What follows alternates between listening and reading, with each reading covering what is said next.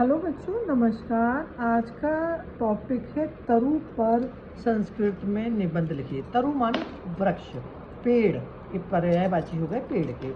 तो तरु कैसा है? रा में छोटा ऊ की मात्रा है, तो जी ऊ की है तो उकारांत पुल्लिंग हो गई ये रूप। ठीक है, तरु शब्द के उकारांत पुल्लिंग रूप है। ठीक है, अब इसको हमने लिखा है विभक्ति। ये तो बहुत आपको रूप तो कई जगह मिल जाएंगे, लेकिन थोड़ा सा मैंने समझाने की कोशिश की है कि जब आप हिंदी से संस्कृत बनाओगे तो आपको अगर तरु उसमें शब्द है, हिंदी का सेंटेंस है, तो कैसे विभक्तियों का प्रयोग करोगे। तो प्रथमा, अब ये चिन्ह बाद में बताएंगे, पहले आप रूप देख लो। एक वचन तरु, तरु, तरवा। अब ओरिजिनल जो शब्द है ये हमेशा हम आपको हर वीडियो में जब रूप लिखते हैं तो बताते हैं कि ओरिजिनल शब्द को ध्यान से देखो। तो ओरिजिनल शब्द है तरु, रा में छोटा ऊ की मात्रा, और दूसरा द्विवचन भी तरु है लेकिन अंदर विसर्ग नहीं है। लेकिन बहुवचन में रा में छोटा ऊ की मात्रा हट गई है, तरवह। क्या हो गया? तरवह। द्वितीय में तरु, इसमें तो रा में छोटा ऊ की मात्रा है, माँ है, माँ में हलंत है, तरु और तरु शब्द है। फिर बहुवचन तरुण। ठीक है, तृतीय का है तरुणा, तरुभ्याम, तरुभी। चतुर्थी का रूप है एक वचन का तरवे, तरुभ्याम, तरुभ्या। पंचमी है तरुः, तरुभ्याम, तरुभ्या। षष्ठी है तरु, तरवु। ऊपर थोड़ा सा मिस्टेक हो गई थी तो मैंने नीचे लिख दिया है तरवु, तरुणाम। सप्तमी सप्तमी का है एक वचन तरौ। इनको नहीं देखना, ये चिन्ह लिखे हुए कारक चिन्ह है। तरौ एक वचन, तरवो, तरुषु। संबोधन हे, हे तरे, हे तरु, हे तरो और हे तरवा, हे तरु। सॉरी, ये तो चिन्ह ही है, हम अपने आप में भी कंफ्यूज हो रहे हैं। ये हे तरु और हे तरवा। इसके लाइन खींचते हैं जरा सा, क्योंकि मैं खुद ही कंफ्यूज हो रही हूँ, तो आप भी कंफ्यूज हो जाओगे इसमें।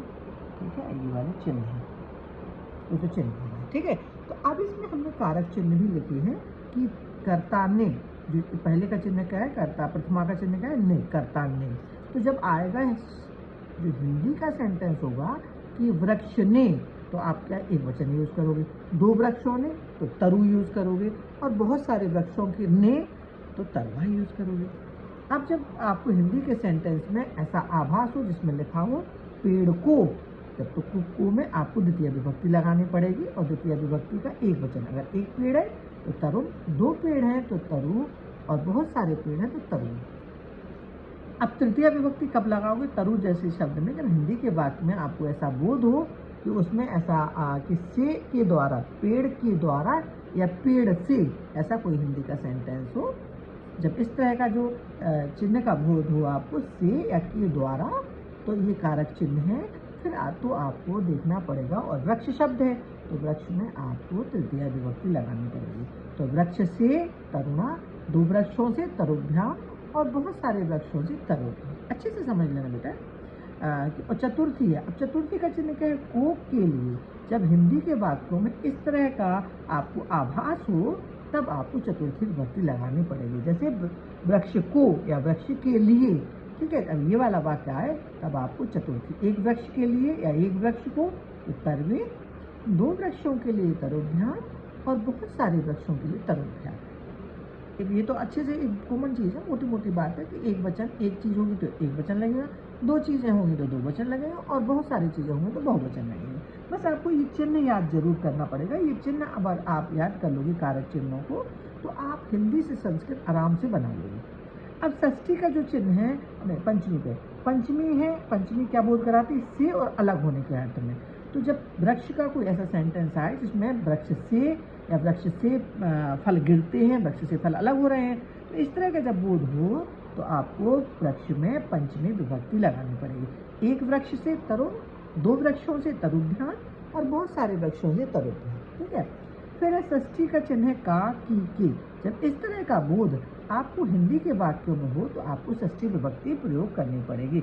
वृक्ष का, वृक्ष की, वृक्ष के, ऐसा सेंटेंस मिले तो आपको षष्ठी विभक्ति लगानी पड़ेगी। तो षष्ठी विभक्ति क्या है? तरु, एक तरु, तरवो, ये वाला है तरुणा। अब सप्तमी का जो चिन्ह है मैं पे, पर, पेड़ में, पेड़ पर, जब ऐसा वाला वाक्य आपको आए तो उसमें आपका ये चिन्ह सप्तमी होगा, और सप्तमी का ही आपको तरु का वचन लगाना पड़ेगा। अगर एक वृक्ष है तो तरौ, 2 वृक्ष हैं तो तरवा, और बहुत सारे वृक्ष हैं तो तरुषु। अब संबोधन का चिन्ह है हे, अरे, ओ, हो। ठीक है, तो जब आएगा हे वृक्ष, ऐसे कभी कभी संबोधन वाले एक्सक्लेमेटरी सेंटेंस कराते हैं इंग्लिश में, तो अगर संस्कृत में हे वृक्ष इस तरह का संबोधन आपको दिखाई दे और आपको उनका अनुवाद करने पड़ा, तो आपको संबोधन का चिन्ह लगाना पड़ेगा और संबोधन की विभक्ति वृक्ष में लगानी पड़ेगी। तो एक वृक्ष हेतरो, 2 वृक्ष हेतरु और हेतरवा।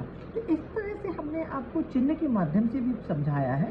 तो अगर आपको बहुत ज़्यादा नहीं समझना है इन चिन्हों के माध्यम से, सिर्फ आपको तरु के रूप ही देखना है, तो आप रूप देख लो। और वही ट्रिक है लर्न करने की कि पहले एक वचन के पूरे संबोधन तक करो, फिर द्विवचन के संबोधन तक करो और बहुवचन के भी संबोधन तक करो। तो इससे आपको पता लग जाएगा। जैसे द्वितीया का तृतीया, चतुर्थी और पंचमी एक सा ही है, तरुभ्याम तरुभ्याम तरुभ्याम।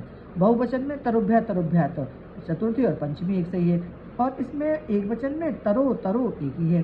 ठीक है, तो इस तरह से क्या होता है, याद करने में एक तो ईजी रहता है और बहुत जल्दी याद हो जाता है। तो बच्चों, अगर हमारा आपको पढ़ाने का तरीका अच्छा लग रहा है तो प्लीज़ मेरे चैनल को सब्सक्राइब करिए और लाइक भी करिए। थैंक्स।